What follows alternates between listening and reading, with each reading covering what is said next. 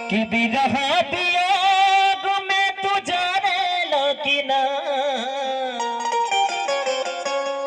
बिरहा वियोग में तू जाने लगी ना,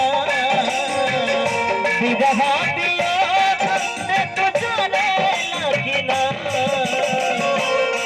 अपना पगली के याद तू करे लगी ना, अपना चंदा के याद तू करे लगी ना।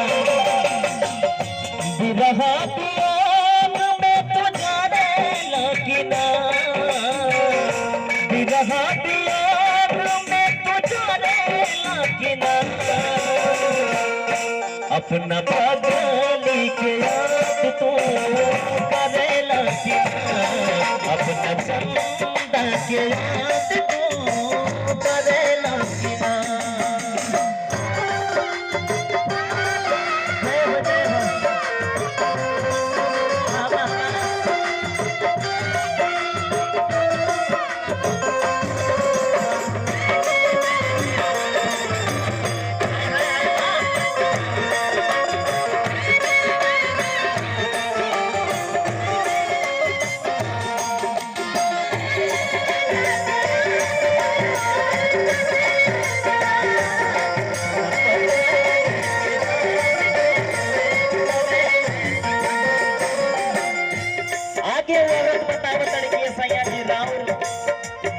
इंतजार में ही हमारा दशा भइल बा। कैसे कहत रे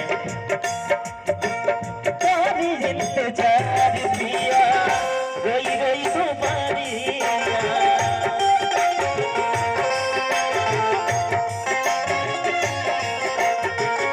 साथ दिन भइले पिया राउर नौकरिया।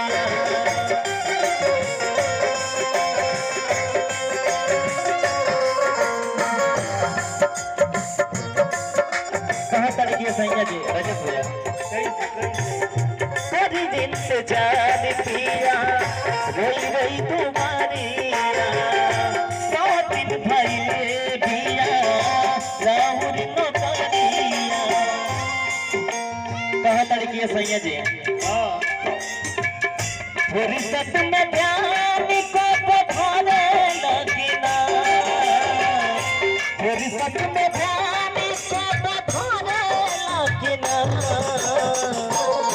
अपना पगली के याद तू करे लगी ना, अपना चंदा के याद तू करे लगी ना।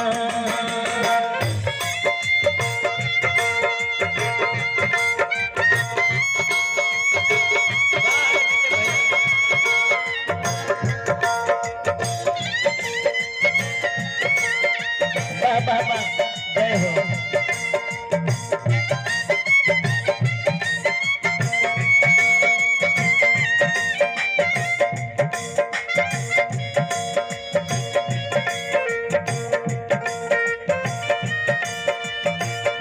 जय हो।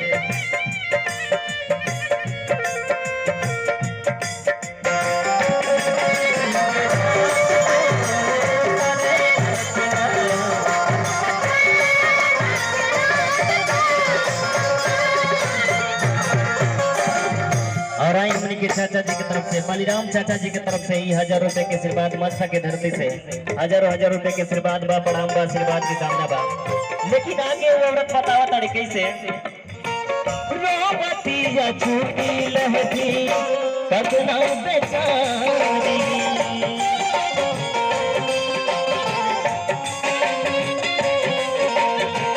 हाथ के में घटी जाने काटी काटी गारी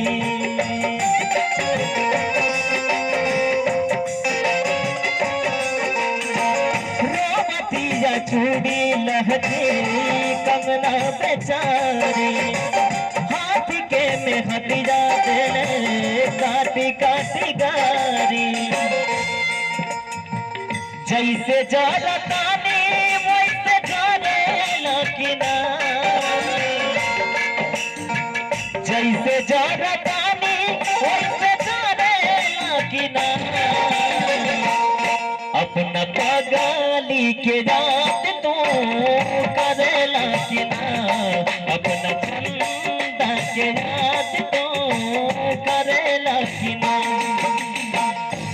पूजा खातिर